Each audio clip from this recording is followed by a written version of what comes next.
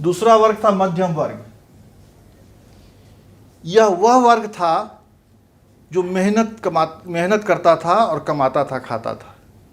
लेकिन एक यह वही वर्ग था जो शिक्षित था, जो पढ़ता था, जो देश विदेश के न्यूज़ को, समाचार को, साहित्य को पढ़कर समझ चुका था कि राष्ट्रवाद क्या है और साम्यवाद क्या है और निरंकुश राजतंत्र क्या है। यह दीदरों के उस डिक्शनरी को भी पढ़ चुका था जिसमें कि हर शब्द की अलग अलग व्याख्या दीदरों ने की थी। यह समझ चुका था कि राजा जो है वह देवता का प्रतिनिधि नहीं होता है। राजा जो होता है वह हमारा प्रतिनिधि होता है और हमने उसको राजा बनाया, इसलिए वह राजा है। वह यह समझ चुका था कि लुई 14वां जो बोला करता था कि आई एम दी स्टेट, वह उसका अहंकार था। वह समझ चुका था कि लुई 16वां की यह बात कि मैं जो सोचता हूं वही कानून है, क्योंकि मैं ऐसा चाहता हूं, यह नहीं होगा। कानून वह होगा जो जनता चाहती है। यह मध्यम वर्ग काफ़ी शिक्षित हो चुका था और उद्वेलित था। यह उस परिवर्तन की मांग चाहता था जो वह पढ़ चुका था। समानता, स्वतंत्रता और बंधुत्व की बात वह जान चुका था। मध्यम वर्ग में पुरुष भी आते हैं, महिला भी आती हैं। फ्रांस की पहली क्रांति में सिर्फ पुरुषों को, और वे भी जो 3 दिनों का टैक्स देते थे, उनको वोट देने का अधिकार हुआ और वोट से वे शासक चुन सकते थे। महिलाओं ने विरोध किया और एक आंदोलन जगा कि अगर सरकार में वयस्क मताधिकार का पूर्ण अगर अधिकार सबको न मिले, वे लोग जो 21 साल या 25 साल जो भी आप निर्धारित करें, अगर सभी समान रूप से वोट न दें तो फिर राष्ट्रवादी भावना असफल होती है। तो यह मध्यम वर्ग समझ चुका था। यही कारण था कि मध्यम वर्ग ने एक राष्ट्रवाद के विकास में बहुत बड़े सहायक तत्व के रूप में काम किया। तीसरा है रूमानीवाद। रूमानीवाद ये लोग संगीत के द्वारा, चित्र के द्वारा, साहित्य के द्वारा लोगों में एक जन चेतना पैदा कर रहे थे कि इस तरह की बात होनी चाहिए। रूमानीवादी व्यवस्था वहाँ पर थी और उस साहित्य के द्वारा जो पढ़े लिखे लोग थे, खासकर मध्यम वर्ग, वह इससे काफ़ी उद्वेलित हुआ करता था।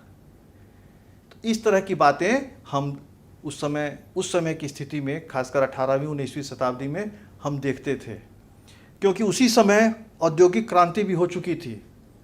जगह जगह उद्योग लग चुके थे। इंग्लैंड से शुरू होने वाला यह क्रांति यूरोप के अन्य देशों में फैल चुका था और जब जहाँ उद्योग बढ़े वहाँ पर कामगार और कारीगर बढ़े और उनकी आमदनी बढ़ी। लेकिन यह आमदनी उस अनुपात में नहीं बढ़ी जिस अनुपात में महंगाई दर बढ़ रही थी। फिर भी राष्ट्रवाद में मध्यम वर्ग का काफ़ी बड़ा रोल था। फिर हम देखेंगे कि उस समय उदारवादी राष्ट्रवाद की एक भावना आई थी, जिसको हम लोग लिख सकते हैं उदारवादी राष्ट्रवाद। यह क्या है? उदार शब्द जो है यह लैटिन के लीबर शब्द से आया है। इसी से लिबरलिज्म बना, उदारवाद। इसका मतलब कि किसी भी प्रकार का कोई भी अंकुश न हो, यह लैटिन शब्द है लीबर। इसी से उदारवादी विचारधारा आया। यह 2 प्रकार का होता था, एक राजनीतिक और सामाजिक उदारवाद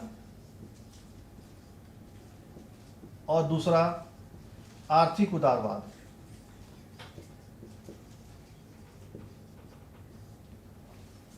राजनीतिक और सामाजिक क्षेत्र में अगर सबको पूरी स्वतंत्रता हो, उसे हम राजनीतिक और आर्थिक सामाजिक उदारवाद कहते हैं।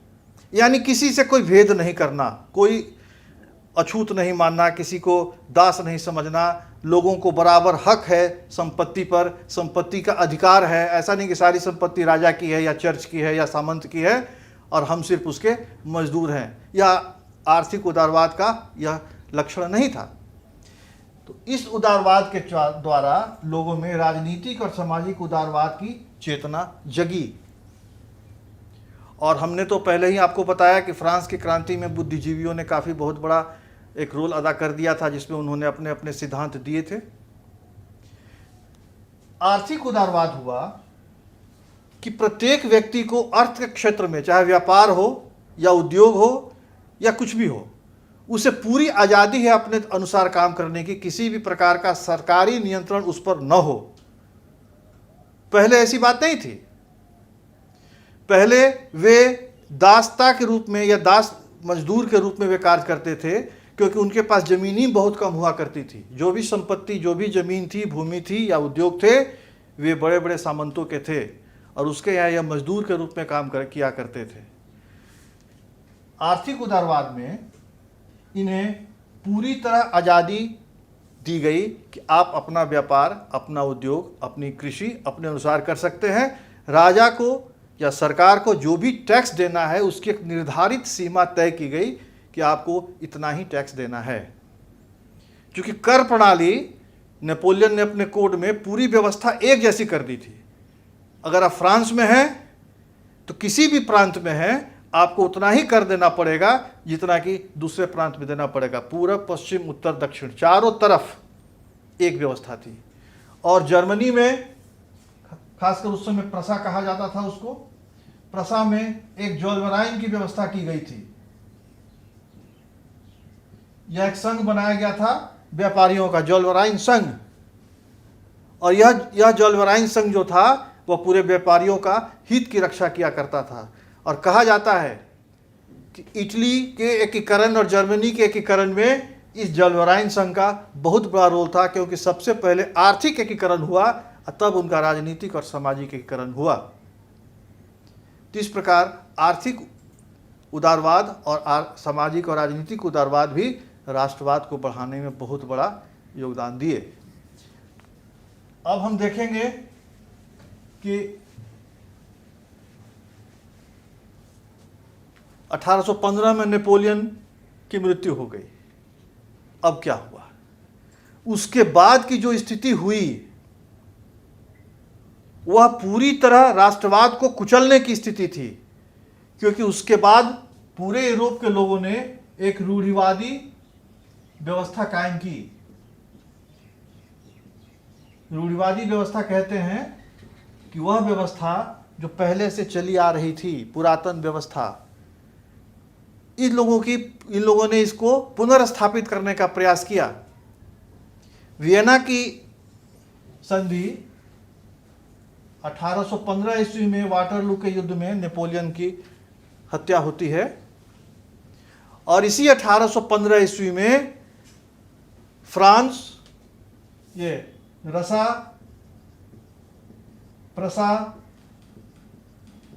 इंग्लैंड और ऑस्ट्रिया, इन लोगों ने बर्लिन में एक कांग्रेस जुटाया। मतलब आपस में ये लोग जुड़े बर्लिन में। उसको हम लोग कहते हैं बर्लिन कांग्रेस। कब हुआ? यह 1815 में। 1815 का क्यों महत्व है? क्योंकि उसी समय नेपोलियन की मृत्यु होती है। और इन लोगों का एक ही उद्देश्य था इस बर्लिन कांग्रेस में कि नेपोलियन ने अपने युद्धों से जो यूरोप को क्षत विक्षत कर दिया था, इसका राज छीन लिया, उसका राज छीन लिया, उसका छीन लिया, प्रसा का छीन लिया, ऑस्ट्रिया का छीन लिया, उसको पुनर्स्थापित कर दिया जाए। फ्रांस में जो बुर्बो वंश का शासन छीना गया था लुई 16वां से, उसको पुनः राजतंत्र की स्थापना की जाए। क्योंकि इन्हें भय था, जो अभी हम लोगों ने देखा कि फ्रांस के चारों तरफ स्वीडन है, स्विट्जरलैंड है, इटली है, जर्मनी है, पोलैंड है, ऑस्ट्रिया है। इन्हें डर था कि अगर ऐसा न करेंगे तो ये राष्ट्रवाद हमारे यहाँ भी फैलेगा और हमारी निरंकुशता समाप्त हो जाएगी।